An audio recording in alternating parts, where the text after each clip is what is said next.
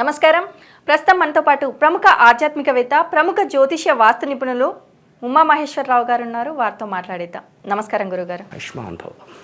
గురుగారు, 2024 సంవత్సరం జూన్ నెలలో మరి మేషరాశి వారికి ఎలా ఉండబోతుందో తెలియజేస్తారా?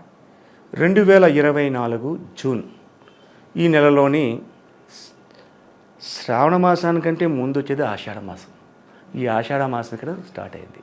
ఈ ఆషాఢ మాసంలో జూన్ నెలలో మేషరాశి వారి కంటే అన్ని తలవంపులుగా గొడవలకి సిద్ధపడతారు.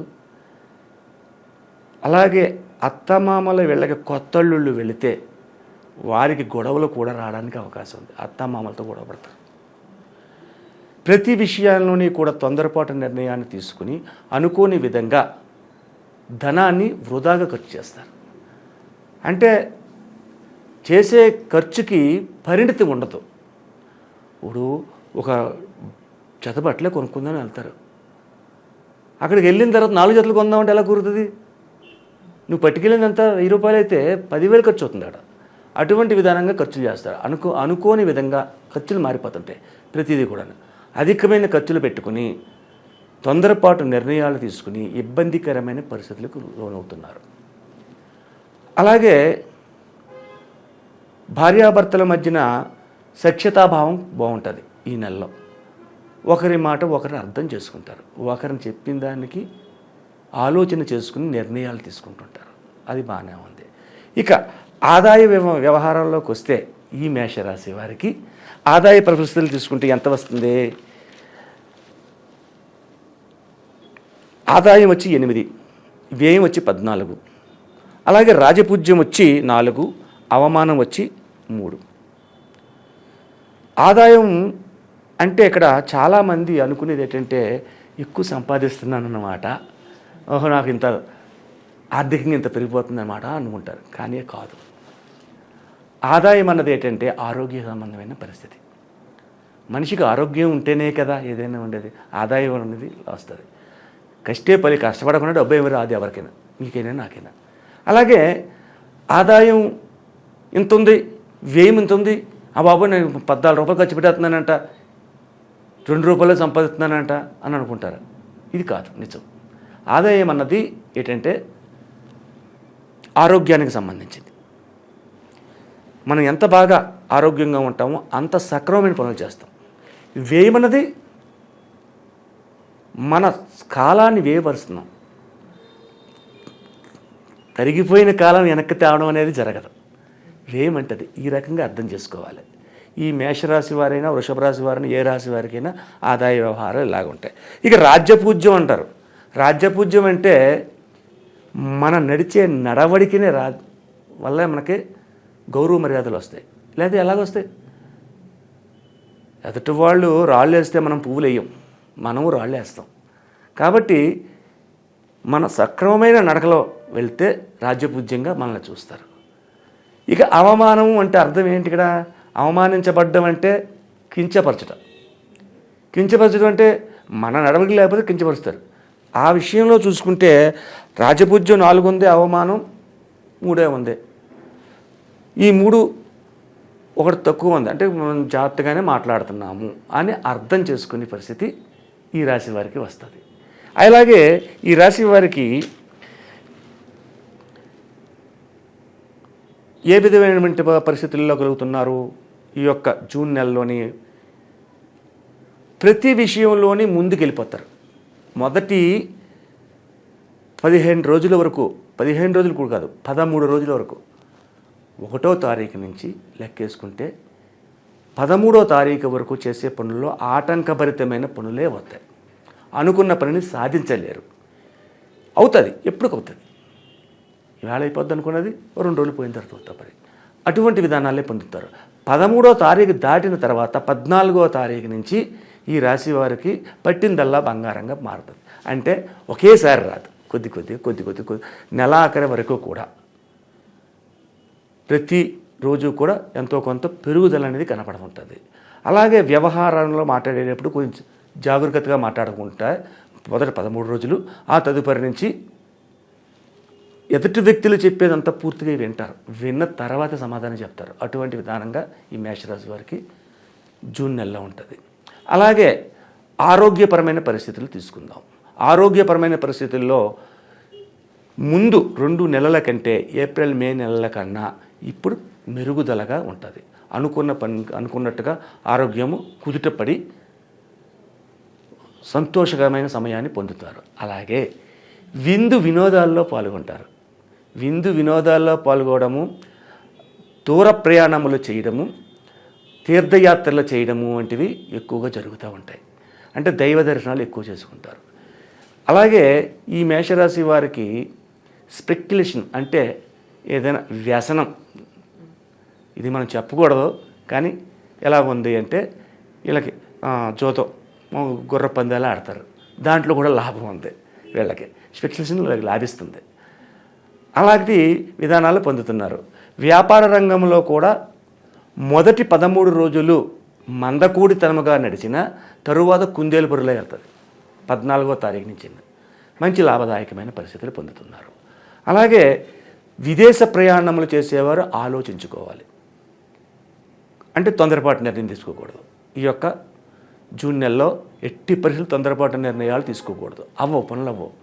కాబట్టి అంటే 13వ తారీఖు తర్వాత అవుతుందని బాగానే ఉంది కదండి, వాళ్ళకి అవుతుందా అని అనొచ్చు. విదేశ ప్రయాణాలు చేసేవారికి అవ్వదు. ఈ జూన్ నెలలోని ఎట్టి పరిస్థితుల్లోని వీళ్ళకి అవకాశం లేదు. మళ్ళా నెలలోని అవకాశం రావడానికి అవకాశం ఉంటుంది. అంటే శ్రావణ మాసంలో వస్తుంది.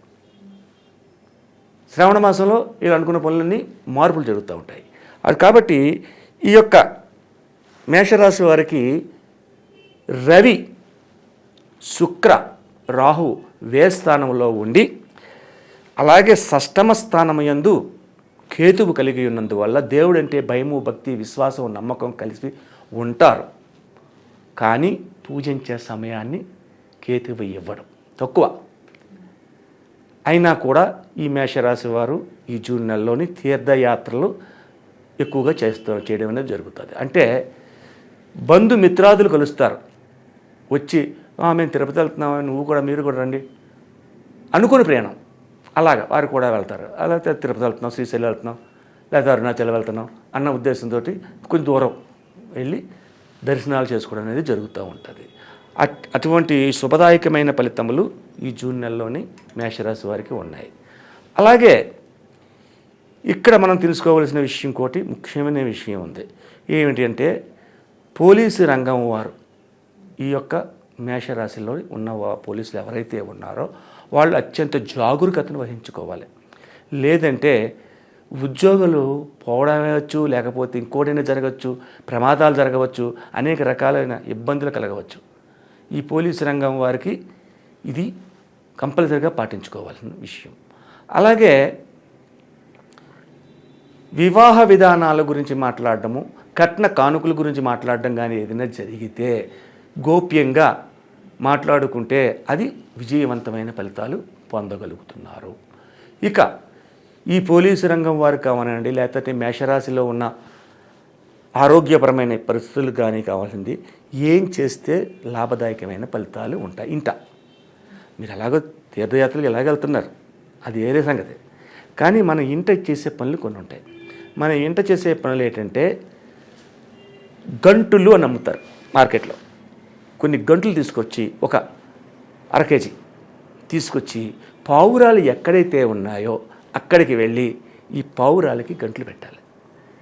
చాలామంది శనగపప్పు పెడతారు, ఇంకోటి పెడతారు, కానీ అది కాదు, గంటలు పెట్టాలి. ఈ గంటలు పెడితే పావురానికి ఉంటుంది. అది దానికి ఇష్టంగా ఎప్పుడైతే తిందో ఈ మేషరాశికి సంబంధించిన వారికి కలుగుతున్న ఇబ్బందికరమైనటువంటి పరిస్థితులు తొలుగుతాయి. పావురాలకి పెట్టాలి. అలాగే కుక్కలకు బిస్కెట్లు పెట్టాలి. కాలభైరవుణ్ణి మించిన దేవాలయం లేదు కాబట్టి కుక్కలకి మనం ఇంట్లో పెంచుకునే కుక్క ఉంటే మరీ మంచిది, లేదు కుక్కను పెంచడం కొంచెం కష్టమైన పని. కాబట్టి బయట కుక్కలు ఉంటాయి, కుక్కని కాలుతో తన్నకూడదు, వాటిని మనం హింసించకూడదు. 4 బిస్కెట్ ముక్కలు అయితే తినేసి వెళ్ళిపోతాయి సంతోషంగా. దాని వలన వచ్చేది కాలభైరవ వల్ల వచ్చేది ఏంటంటే ఇబ్బందులు ఏవైతే ఉన్నాయో మనం ఎక్కడే పడుతున్నారో, అంటే ఉద్యోగ నిమిత్తంగా కానీ వ్యవహార నిమిత్తంగా కానీ జరుగు అపనిందలు, అపవంశకరణం జరుగుతున్నప్పుడు దాన్ని తొలగిస్తుంది. ఈ కుక్కలకి పౌరాలకి పెట్టినందువల్ల. ఆ తర్వాత ఇంటిలో దైవారాధన అంటే ఉదయాన్నే లేచి గణపతిని పూజించాలి. గణపతితో ముందు స్టార్ట్ చేసుకుని తర్వాత మీ ఇష్టదైవం ఎవరైతే ఎవరు పూజించవచ్చు. గణపతి దగ్గర తెల్ల జిల్లేడు ఒత్తులు అమ్ముతారు. జిల్లేడు ఒత్తులు అంటే పూజా స్టోర్లు ఇస్తారు. ఆ జిల్లేడు ఒత్తులు తీసుకొచ్చి ఆవు నెత్తితోటి వెలిగించాలి. గణపతి దగ్గర 2 దీపములు పెట్టాలి. అయితే ఇక్కడ గణపతి ఆరాధన అంటే ఎలా చేస్తారంటే పెద్ద విగ్రహం పెట్టేస్తారు. పూజా గదిలో పెట్టకూడదు. ఆర్క గణపతి తెల్ల జిల్లేడుతో తయారు చేస్తారు. 2 అంగుళాల సైజు ఉంటుంది, అంతే పెట్టరు. ఆ విగ్రహాన్ని తీసుకొచ్చి ఆ విగ్రహాన్ని పూజ చేస్తే ఈ మేషరాశి వారికి అత్యధికమైన శుభదాయకమైన ఫలితములు ఉంటాయి. అయితే తెల్ల జిల్లేడు తీసుకొచ్చారు, గణపతిని పూజిస్తున్నారు, దీపం పెట్టారు, అవునేతోటి జిల్లేడు ఒత్తుల్లో పెట్టారు, అంతా బాగానే ఉంది. ఇక్కడ ప్రసాదం ఏం పెడతారు? ఇంపార్టెంట్ నైవేద్యం గణపతికి చాలా ప్రియమైనది కూడాను. కాబట్టి కుడుములు పెట్టాలి, కుడుములు నైవేద్యం చేయాలి. అంటే ప్రతిరోజు మేము కుడుములు చేయాలండి అనే భావం వస్తుంది. ప్రతిరోజు అవసరం లేదు. ఒకరోజు కుడుములు పెట్టారు, ఓ రోజు జీడిపప్పు 4 పలుకులు తీసుకొచ్చి అక్కడ పెట్టారు, అది నివేదన చేసుకోవచ్చు. ఒకరోజు ఎండి ద్రాక్ష పళ్ళు పెట్టండి, అలాగే ఒకరోజు అరటిపండు పెట్టండి, ఏం పోయింది. టెంకాయ కుట్టండి, అంటే టెంకాయలు కుట్టి కూడా తక్కువైపోయారు ఈ రోజుల్లో ఊడు. కాబట్టి ఆ రకమైన పూజ చేసుకుంటూ ఉంటే ఈ మేషరాశి వారికి జూన్ నెలలో అనుకున్న పనులన్నీ సవ్యంగా జరుగుతాయి. ఆటంకపరిచే వ్యక్తులని తొలగించడం అనేది జరుగుతుంది. దూర ప్రయాణముల లాభదాయకమైన పరిస్థితులుగా మారుతుంది. అత్యధికమైన శుభదాయకమైన పరిస్థితులు పొందుతారు. అలాగే ఈ మేషరాశి వారికి ఈ నెలలో అదృష్ట వారములు ఏమిటి? ఏ వారముల వల్ల అదృష్టాన్ని పొందుతున్నారు? ఆదివారం, సోమవారం, గురువారం, మంగళవారం అదృష్ట వారాలుగా చెప్పబడుతుంది. ఆది, సోమ, మంగళ, గురువారములు అదృష్ట వారములుగా చెప్పబడుతూ ఉన్నాయి. అదృష్ట సంఖ్యలు ఏంటి? మేషరాశి వారికి అదృష్ట సంఖ్య కావాలి కదా. లక్కీ నెంబర్ అనేది లేకుండా ప్రతి నెంబర్ నాకు లక్కీ అంటే ఎలా కుదిరి లక్కీ నెంబర్ ఉండదు. అలా కాదు. 1, 3, 9 1, 3, 9 కూడా అదృష్ట సంఖ్యలుగా చెప్పబడుతున్నాయి. అదృష్ట వారాలు ఏమిటి? ఈ నెలలోనే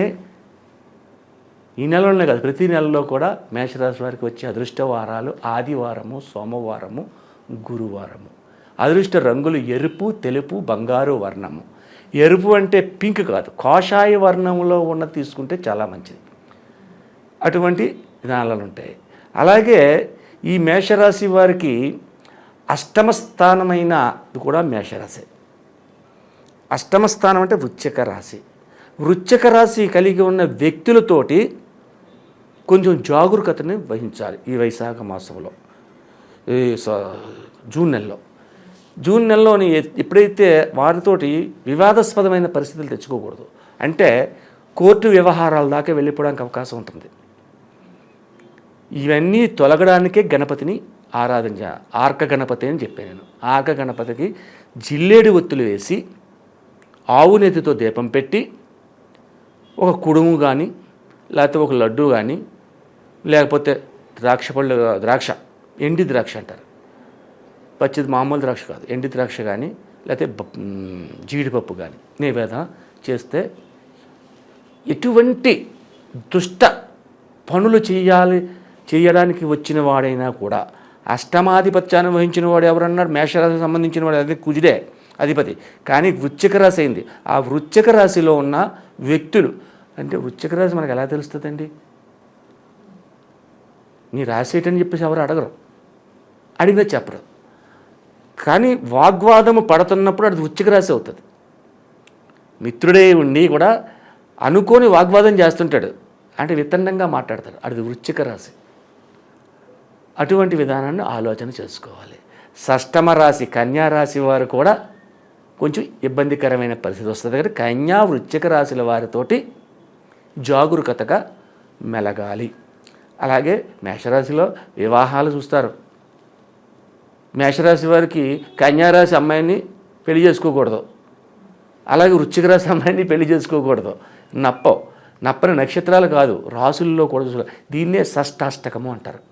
షష్టాష్టకంగా వివాహం చేసిన ఏ జంట నిలబడలేదు, అందరూ విడిపోయారు. కాబట్టి కడు జాగరూకతతోటి పెళ్ళిళ్ళ దగ్గర కానీ, లేకపోతే గొడవల దగ్గర కానీ, ఆస్తిపాస్తులు పంపకాల దగ్గర కానీ, కోర్టు వ్యవహారాల దగ్గర కానీ ఈ రాశివారు ఈ నెలలో కడు జాగ్రత్తగా వ్యవహారం చేయాలి. ఈ వార ఫలములు, మాస ఫలములు, సంవత్సర ఫలములు, దిన ఫలములు ఇవన్నీ మనం చెప్పుకుంటున్నాం. మనం చెప్పే దాంట్లో ఈ యొక్క సంవత్సర ఫలితం చెప్పాను నేను. ఈ సంవత్సర ఫలితములో ఒక 60% మాత్రమే మీకు దగ్గరగా ఉంటుంది.